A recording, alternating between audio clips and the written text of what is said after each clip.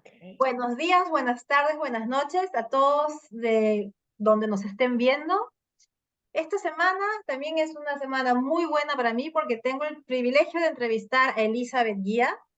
Elizabeth es una señora que yo no conocía de nada, que nos hemos conocido porque somos las dos, por causalidades de la vida, coautoras en el libro 15 miradas, ambas. Y en un viaje a Miami tuvimos la suerte de coincidir. Fue ella tan noble de venir con su marido a buscarme a mi hotel porque eran días de tormenta. Fueron las semanas antes de lo del huracán Ian, ¿te acuerdas? Sí, ¿cómo Que yo no? iba, que yo iba a volver y nunca más pude. ¿No pudiste volver? Que recuerdo que tenías tus planes de Sí, parapente. sí, que iba a tirar de paracaídas y todo. Y conocí a Elizabeth en persona, una persona encantadora, una persona que ha vivido muchísimo, una persona de quien yo creo que se puede aprender un montón de su experiencia de vida y cómo afronta las situaciones en la vida, y una persona que es imposible de creer la edad que tiene, cuando uno sabe la edad que tiene, porque parece una muchachita tan joven, tan jovial, tan vital. Yo quiero llegar así cuando tenga tu edad. Pues, enamórate de la vida. Así es. Mantente enamorada de la vida. Así es. Y con eso empezamos. Vamos, Elizabeth, una enamorada de la vida, eso lo sé. Entonces, para los que aún no han leído tu ensayo y nuestro libro, cuéntanos, porque tú sabes perfectamente por qué es que escogí el tema resiliencia como el tema que era obvio, que era el tema que tenía que conversar contigo. Cuéntanos por qué, por favor. Bueno, primero que todo, muchísimas gracias, Ana María, por invitarme a tu blog. En efecto, me encantó conocerte en persona, porque del grupo de 15 es la primera oportunidad que he tenido de conocer a alguien, porque me vine a Miami con la idea de que era 3 meses y llevamos aquí ya casi 10 y no regresamos a España posiblemente hasta febrero. Y entonces me he perdido las presentaciones del libro, las reuniones, ya habrá tiempo de todo eso, estoy segura. Me ha encantado este proyecto y fue inesperado, fue por la iniciativa de nuestra querida Juana, y ha resultado una experiencia maravillosa, porque es un tema para mí muy importante, me encantó incorporarme, porque cuando yo estaba muy pequeña, eh, una vez le oí a una persona, la madre de una amiga, que estábamos en el mundo para ser felices. Y yo, sin intención de atacar a la religión católica, yo me estaba criando en un colegio de monjas donde la percepción era que llevar una cruz a cuestas era un privilegio, ¿no? Y esta persona me dio la vuelta y después tuve la oportunidad de hablar con otras personas muy conectadas a la iglesia, inclusive un obispo, y sentarnos a hablar ya adulta, con un café por medio, sin el tipo tú sabes, más informal, porque este es un tema que a mí yo decía, no puede ser que este Dios, que es omnipotente, omnisciente y que nos ama por encima de todo y nos ha puesto en el mundo, o sea, nos ponga para sufrir. Entonces, a mí eso hubo como un clic en la mente. Y en la primera experiencia terrible, en mi opinión, cuando uno está muy joven, algo que a lo mejor retrospectivamente no te parece tan terrible, en ese momento me causó una depresión muy fuerte, fue una enfermedad, y yo me sentía muy impotente, muy sola, muy a la deriva de qué es la vida, o sea, qué es lo que está pasando, cómo salgo yo de esto. Y en la casa yo tengo por ahí un videíto donde lo narraba, de que yo crecí oyendo lo mejor es lo que pasa, como decía el abuelo, lo mejor es lo que pasa. Yo decía, ¿cómo es esto lo mejor es lo que pasa? Mi familia está toda loca. Y después con los años, cuando tú superas una situación que es muy difícil, que es traumática, la superas y la ves retrospectivamente y ves que te ha cambiado para bien, porque te ha dado una fortaleza, lo que estamos hablando de resiliencia, después te da una nueva perspectiva de la vida, y es que la vida en efecto es maravillosa, pero es muy frágil. En un segundo se te puede ir. Entonces, he tenido Y hoy en día, te lo digo, la fortuna de haberme enfrentado a la muerte 4 veces por situaciones de salud completamente distintas, y cada vez es un reseteo en la mente que me dice, acuérdate, hay que aprovechar la vida, acuérdate, es preciosa, tiene delicia, tiene poesía, tiene amor, tiene amistades, tiene creatividad, tiene lugares divinos que conocer, tiene, en fin, te pones a ver todas las cosas y la reacción es, hay que disfrutarlo y hay que disfrutar cada momento y hay, eh, ¿cómo te digo? Es como una, yo lo llamo reseteo, porque bueno, es una palabra que nos vino de los ordenadores, ¿verdad? Y, es muy, y lo dice muy bien, es como que te apagas y te vuelves a encender y empiezas a ver todo con una luz nueva. El famoso reboot. Exactamente, un reboot. Y a mí en el momento me asusto, me ha asustado mucho, o sea, hay momentos que ha sido de verdad muy difíciles, pero después lo superas y dices, bueno, no soy, es verdad, la vida es frágil, la vida es complicada, pero tenemos recursos. Si no es mucha indiscreción, podrías, sin entrar en detalle, pero a grandes rasgos, ¿cuáles fueron esos 4 Mira, episodios? sí, el primero tuvo que ver con la sangre, es una púrpura trombocitopénica que te puede desangrar. Y en el momento no me la supieron diagnosticar correctamente, pero era muy joven y me pude recuperar con el tratamiento que me dieron. Muchos años después, que me dio otra crisis, entonces se descubrió que aquello venía de un lupus, porque tuve otra que afectó los riñones y estuve en el hospital 10 días, pero de muerte. O sea, estuvo bastante grave. De nuevo, el tratamiento fue fuerte, pero me recuperé. Hay personas que viven enfermas con el lupus, puede ser una enfermedad crónica muy fuerte y que te debilite mucho. Y yo he tenido la grandísima suerte de que me la he podido controlar muy bien. He tenido muy buenos médicos. En tu blog tú mencionas lo que significa tomar control de tu salud. Yo tomé control de mi salud, yo investigué, yo hablé con médicos y yo decidí que yo tenía una enfermedad, la enfermedad no me tenía a mí. Así de simple. Y que después te puedo decir que tuve, años después, una hemorragia cerebral, me tuvo en el hospital también 2 semanas de muerte, 0 secuela.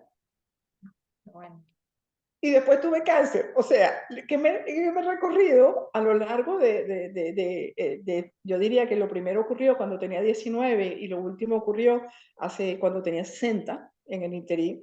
Entonces, no, han sido eventos que cuando ocurren, de verdad que me sacuden. Porque son claro. palabras grandes todas, eh, pero me recupero. Entonces yo miro y digo, bueno, gracias, universo, porque pareciera que estoy como los gatos, ¿no? Que caigo parada, que me pasan cosas terribles, pero que caigo parada. Entonces tengo gratitud, tengo gratitud. He tenido el afecto de familia y amigos, que en esos momentos es muy importante. Cuando hablo del cambio inicial, a mí me cambió la personalidad. Yo era una persona bastante retraída, Mm, eh, y me fue abriendo a las cosas que hoy valoro más, como te decía, las amistades, los afectos, el disfrute de la vida. Yo creo que me han cincelado esas enfermedades o esas situaciones críticas, puntuales, eh, porque te digo, yo no me considero una persona enferma, pero yo he estado en control de mi salud desde el punto de vista de nutrición, de ejercicio, de muchas de las cosas que menciono ahí, reunirme con gente positiva, mantenerme positiva, está muy influenciado por con quién estás tú, cómo te totalmente. rodeas tú. Si estás en una relación que no está funcionando para ti, pues tienes que sincerarte y decir, tengo que cambiar. Y algunas decisiones de esas son sumamente difíciles. Por eso en el libro yo digo también que para ser feliz requiere coraje, porque a veces es más cómodo no hacer nada, a veces asusta la incertidumbre, tú dices, ¿qué va a pasar? Y Y como yo sé que lo peor que puede pasar es que me muera, entonces yo digo, bueno, ya que estoy aquí, ¿me entiendes? Vamos a hacer algo para mejorar, para buscar la felicidad. Y de eso vamos a hablar en un momento. Este es el ensayo de Elizabeth Llama Magallanes, La felicidad frente a la adversidad. El título describe perfectamente de qué va el ensayo. No vamos a hacer muchos spoilers, pero vamos a hablar de algunas cosas que nos has puesto ahí. Pero antes, con lo que has dicho ahora, millones de acotaciones que me gustaría hacer. Por ejemplo, mi marido, él ha tenido cáncer de piel. No el cáncer malo, no el melanoma que mata, no el espiralioma que hace metástasis, sino los basaliomas, ¿no? Y mi marido es muy zen. Mi marido es un hombre alemán que le gusta la fiesta latina, es zen asiático, él tiene una mente así súper amplia, ¿no? Tú sabes que él, entonces, el cáncer se lo descubrieron en el 2009 a mi insistencia, que estuve 4 años detrás de él y no le daba la condenada gana de ir al dermatólogo porque yo veía que una mancha, como yo soy muy ratona de libros, yo iba viendo y decía, esto no está bien, esto no está bien, esto no está bien. Bueno, no estuvo bien. Tú sabes que en todo este tiempo, mi marido no ha dicho ni una sola vez tengo cáncer. No ha dicho nunca estoy enfermo, nunca. Para él, es más, él se molestaba porque yo sí lo decía y lo contaba, porque no se lo decir ni a sus papás, le digo, a tu papá tienes que decírselo por lo menos a tu papá y a tu hermano. Eh, Cuando él tenía que ir porque le tenían que hacer una operación, le han sacado muchos tumores de la cara, de la cabeza, él siempre decía, bueno, sí, me tengo que hacer ¿cómo se dice? Bueno, que tienen que hacer algo, ¿no? Una, una acción médica. Nunca ha salido de su boca, yo soy enfermo, yo soy paciente de cáncer, yo tengo cáncer. No. Sí. Y eso me parece fantástico porque, como sabemos, las palabras y la programación neurolingüística, nuestros pensamientos, también nuestras palabras, nuestras acciones y al final nuestra vida, ¿no? Entonces, a mi marido, por suerte, le han sacado muchos tumores. Yo soy muy curiosa, yo me metí a las operaciones, un poco, el médico ya me decía, la próxima lo opera usted, porque es que yo ya sabía todo, porque no tengo ningún miedo, al contrario, soy muy curiosa del cuerpo humano. Entonces, eso, ¿no? Una de las palabras. Lo otro es lo que dijiste, para ser feliz se requiere coraje, y es que es verdad. Pero a veces nos atrapa esa zona de confort, que es un falso confort. Es El un nombre falso zona de confort. confort está equivocado. Es una zona de comodidad muy traicionera. De acuerdo. Es muy traicionera, totalmente de acuerdo, porque es una sensación no de felicidad, sino de comodidad, en que tú abrigas el miedo con la comodidad. En el fondo, lo que tienes es miedo al cambio. Y Eso. en una oportunidad, porque yo he tomado a lo largo de mi vida decisiones también que han ido muy contracorriente. Yo, por ejemplo, me fui de mi país cuando Venezuela era el paraíso a donde todo el mundo quería ir. Y había algo que a mí no me cuadraba dentro de aquel ambiente, que yo dije, yo no pegaba conmigo, yo no veía ese futuro del que todo el mundo hablaba, no lo veía muy bien. Y quise irme y fui muy criticada. A los 18 años yo decidí que me dije a mí misma que yo no estaba interesada en tener hijos. Bueno, imagínate, la gente me miraba como loca, porque, o sea, y ha sido como una introspección, que es muy importante, conocerse a uno mismo para no dejarte arrastrar por los convencionalismos, yo sabía cuál era el esquema. Mi generación sabía que a cierta edad tú te casabas, a cierta edad, yo tengo amigas que a los 25 años no habían tenido hijos y se estaban trepando por las paredes porque haciéndose estudios de fertilidad y eso yo nunca lo sentí. Yo decía, yo creo que eso hay que sentirlo. Uno debe sentir una necesidad de ser madre. Y si yo no lo he sentido, pues yo no lo voy a forzar. No me parecía que era además justo con el niño. Entonces, tomaba decisiones así contracorriente. Y a los 16 años me vine aquí a vivir con una familia que no conocía, en un programa de estos que llaman de intercambio. Ni tenía el idioma, en Massachusetts, a pasar frío como una loca durante el invierno. Y después a los 30 me fui a Francia porque después de una de esos crisis de enfermedad, yo dije, yo quiero vivir en París, déjame asegurarme de que lo hago ahora que puedo. Qué bien. No lo voy a dejar para de último. Y abandoné todo, carrera, trabajo, todo. Y la gente me decía, pero definitivamente está loca, ¿no? O es demasiado arriesgada. Y en una oportunidad, una hermana me dijo, es que tú no tienes miedo, porque tú haces todas estas cosas. Y le dije, no, yo hago todo con miedo. Exacto. Yo Pero hago la todo con valentía miedo. es Yo no eso. abandono mi carrera sin miedo, yo no abandono mi país sin miedo, yo no cambio de cultura, yo no cambio todo eso se hace con miedo. Lo que pasa es que le tengo más miedo a la infelicidad, le tengo No, más miedo a ver en unos años y decir, ay, yo hubiese querido. A mí esas son las palabras a las que yo le tengo más miedo. no, porque además la valentía no es no tener miedo. La valentía es hacer las cosas a pesar de sentir el miedo. Justo leía un meme por ahí que decía, y si me da miedo, pues lo haces con miedo, pero lo haces. O sea, por ejemplo, cuando yo yo estaba en la cúspide de mi carrera, cuando era vicepresidenta de una transnacional alemana, y decidí, a raíz de la depresión que me dio de 4 semanas, yo decidí cambiar mi vida. Obviamente todo el mundo me dijo que estaba loca. Claro. O sea, que cómo se me ocurre dejar la posición que tengo con todas las joyerías que tienes en una posición así y todo lo demás, por algo desconocido. Y si te va mal en la agencia espacial, y si no sé qué, y le digo, pues si me va mal, me busco otra cosa. Claro. O sea, yo reconozco que yo no he sentido ese miedo. A mí lo que me gusta es que es una suerte mía, que yo veo la vida como un juego, como si, empezaron los juegos y ahora vamos a ver qué viene, y voy siempre llena de susto, llena de, a ver qué pasa. Como dice mi hermano, yo la vivo, pero es que sí, yo la vida la vivo. Y eso para mí ha sido una suerte porque es como conservar un poquito esa inocencia y esa capacidad de asombrarte de todo, como los niños. Yo me asombro de todo. Que ya hay un atardecer, ¡wow! ¡Qué atardecer! Que hoy ya no hubo, ¡wow!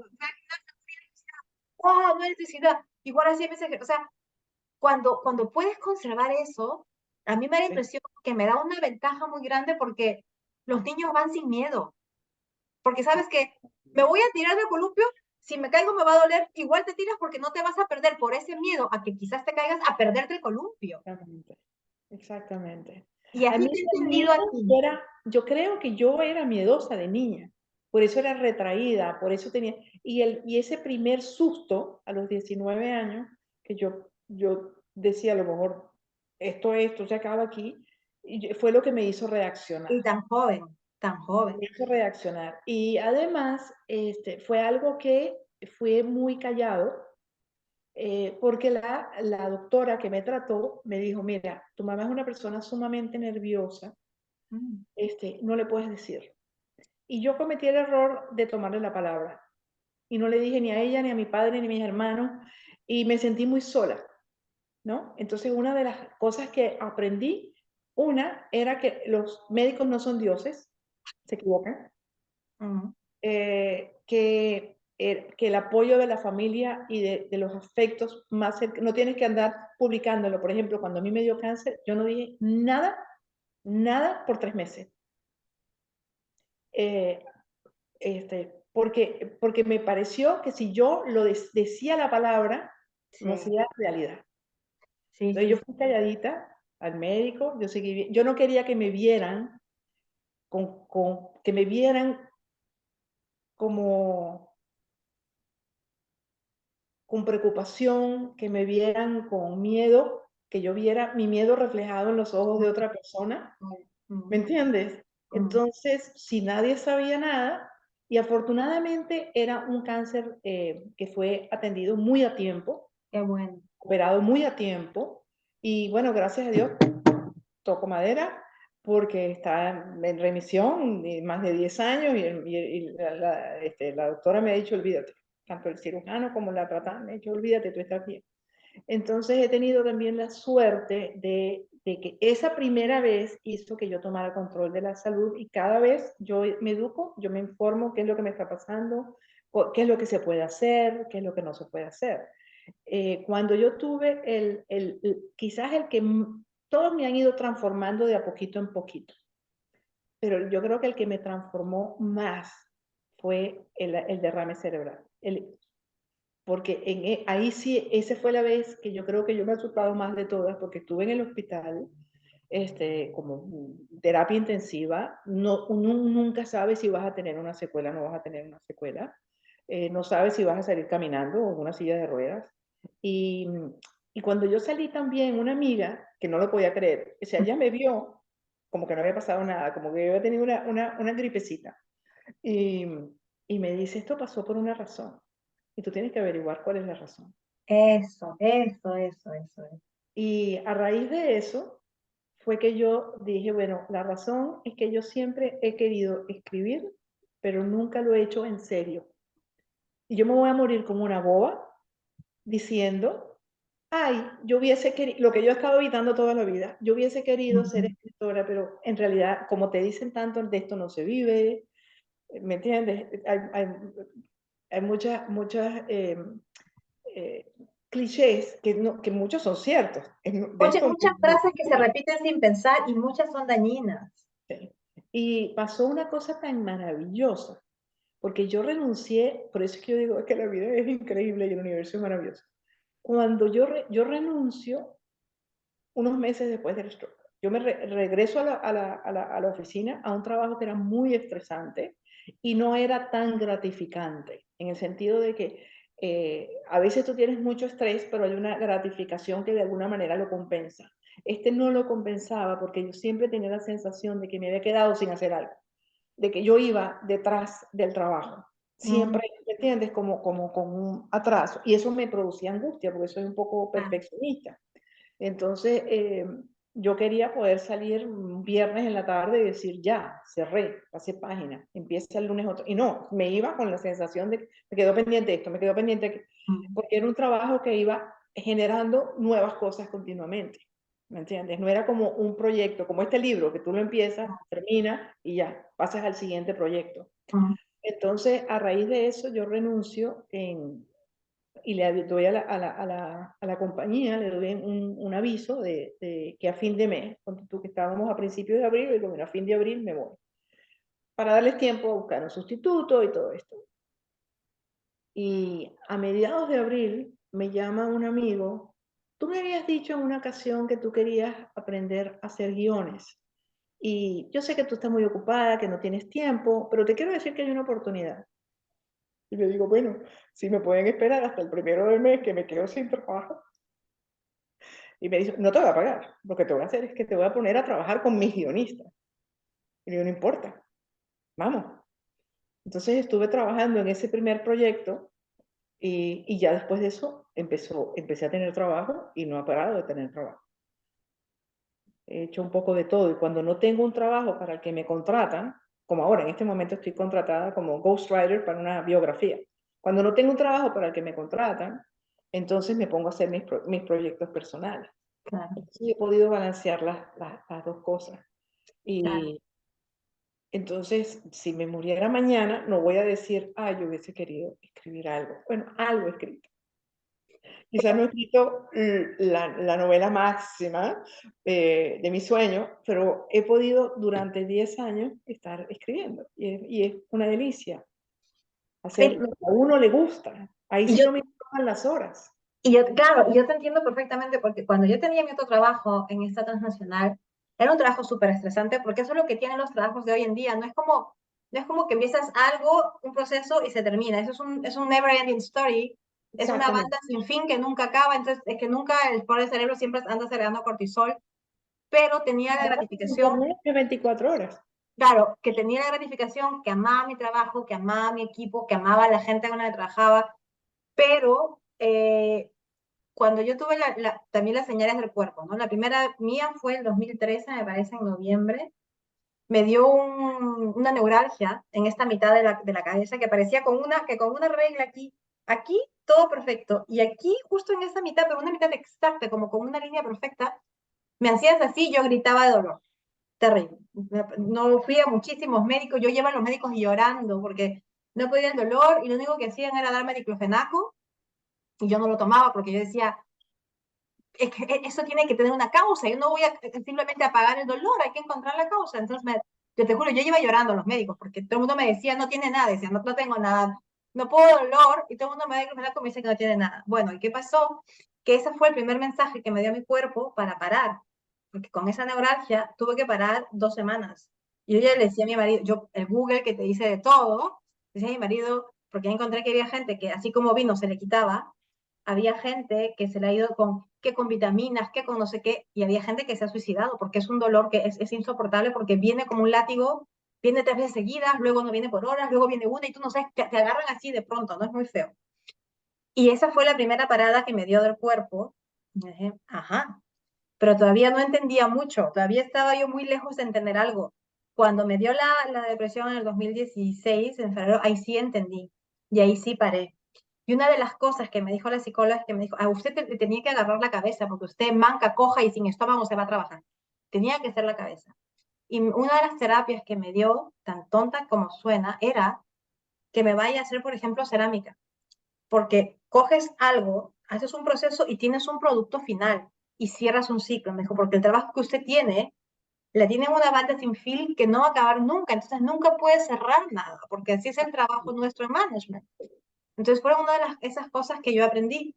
Y ahora que decías lo de tener hijos, yo también decidí desde muy temprano, mis amigas de la universidad se acuerdan, y yo siempre digo, ser madre para mí es un rol, como cualquier otro rol, no es ni más ni menos importante, es un rol más en la vida de una mujer, que yo no lo quiero, o sea, yo no, no voy a aplicar para ese rol, o sea, no. Sí, sí. Y yo vivo feliz mi vida así, porque lo que yo sí hago es vivir todos los otros roles que yo quiero, porque no quiero tener ningún regret, ninguna, ay, si yo hubiese, ¿no? Exactamente. Y de hace mucho tiempo que yo decía, yo le dejé de tener miedo a la muerte, porque decía, es que con todo lo que yo he vivido, es que si me muero ahorita, me muero feliz. Me muero Sí, feliz, satisfecha, me decía que no me importa. Preferiría seguir viviendo, obviamente, porque mientras más experiencias, mejor, sí, pero si no, me muero feliz. Ojos cerrados, así para atrás, a ver qué viene, y si no viene nada, pues no viene nada, ya está.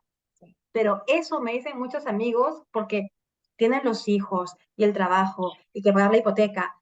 Y lo que yo me doy cuenta, viven con mucho miedo, que no puedan pagar la hipoteca, que les pase algo a sus hijos, que se queden sin trabajo. Y decía, yo, es que ese vivir con miedo es lo que no nos deja avanzar y nos tiene atrapados en esa falsa zona de confort. Sí, sí. Y enferma. Ah, Es enferma. Sí. lógico. Y antes de que se nos pase la hora, porque yo, mira, estas últimas tertulias se nos pasa la hora chacharando siempre. Voy a tener que cortar aquí porque esto me dice que quedan 5 minutitos. Y en el siguiente, me gustaría ir de frente a tu ensayo para conversar alguna de las estrategias que nos estás describiendo en tu ensayo, ¿eh? Entonces, nos quedan unos minutillos más. A mí lo que me encanta es verte esa, esa apertura. A lo que venga la vida, bienvenido. Que me da un stroke, bueno, vamos a lidiar con él. Una lección. Esa es otra cosa que yo le recomiendo a la gente. ¿Cuál es la lección? Como fue un dolor muy fuerte porque explotó una venita por aquí, eso fue la casa, el dolor, no fue horrible. O sea, yo de verdad, cuando te digo que yo conozco el dolor físico, es porque eso fue terrible. Y yo decía, ok, esto fue Dios con un bate de béisbol que me estaba diciendo cuándo vas a reaccionar. ¡Pum! Sí. Y yo me lo tomé así. Me dije, ¿cuándo vas a reaccionar? Y dije, ok, bueno, ya no necesito otro batazo. Eso, y Con esto es suficiente. eso Es hablamos así. con Y ahí también es cuando dije, no, yo cambio mi vida, yo renuncio y pierdo la casa, la perdí, yo no sé, yo veré cómo hago.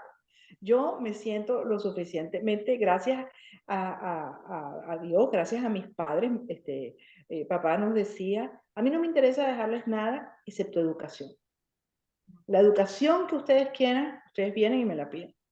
Y es porque él decía, con educación consigues trabajo en cualquier parte, no estás amarrada a nada. Yo no quiero que estén amarrados porque no tienen los recursos los recursos que viajan con ustedes. Y él decía, esa es la preparación. Entonces yo le estoy muy agradecida porque eso me dio una seguridad que yo decía, yo trabajo consigo en algo, consigo trabajo. Y y tuve esa la suerte de que conseguí en lo que yo quería, que era y escribir. eso no es suerte, eso es una causalidad, creo yo, porque cuando te deja, al final yo he entendido que lo contrario al amor es el miedo, el Sí, temor. sí, Y cuando tú te estás gobernada por el miedo, estás perdiendo la opción de poner en práctica todas tus potencialidades, todas tus cualidades. Vivir en temor es como, me parece que es la forma más triste de vivir, vivir con miedo. Y cuando tú tienes esa, que la palabra en alemán me gusta mucho, que se llama Urvertrauen, que es como una confianza absoluta, una confianza ancestral. Cuando a mí me dio la depresión, yo le decía a la psicóloga, ahorita está todo mal y lo veo todo negro y no sé ni cómo voy a salir de esto porque yo lloraba y lloraba. Le digo, pero yo sé que va a pasar y yo sé que todo va a estar bien, yo lo sé, no sé cuándo ni cómo, pero yo sé. Entonces, Para que- y la psicóloga me decía, es que eso basta para sanarse, porque no estás pensando, ya me voy a morir así yo, si no sabes, esto va a pasar. Y lo que tú dices, y la lección es por qué. Y muchas veces, como dice alguien que yo sigo, un mexicano, Enrique Delgadillo, si tú no te sales tú solito por las buenas, por tu propia iniciativa, y te levantas de la silla y sales de esa zona de confort traicionera, la vida te da un batacazo y te va a sacar la silla. Por cierto, como estamos en espejo, no sé, ¿cuál es tu lado derecho? Este es tu lado derecho. Ok. Y fíjate, no es que estaba pensando, como hablan de que el derecho es la parte creativa y la otra, el izquierdo tiende más a ser la parte intelectual, me estaba preguntando si había un mensaje también en eso, o sea, Eso me reacción. preguntaba yo también, y me lo dijo la psicóloga, la parte que se me detuvo y que me dolía era mi parte emocional y creativa, que estaba enjaulada. Cuando me cambié de trabajo, empecé en la agencia, leí todos los cursos, los libros, todas las cosas que he hecho en los últimos 2 años desde la segunda depresión, me dedico a escribir ahora. Que nos echan, te mando otra. Ahora.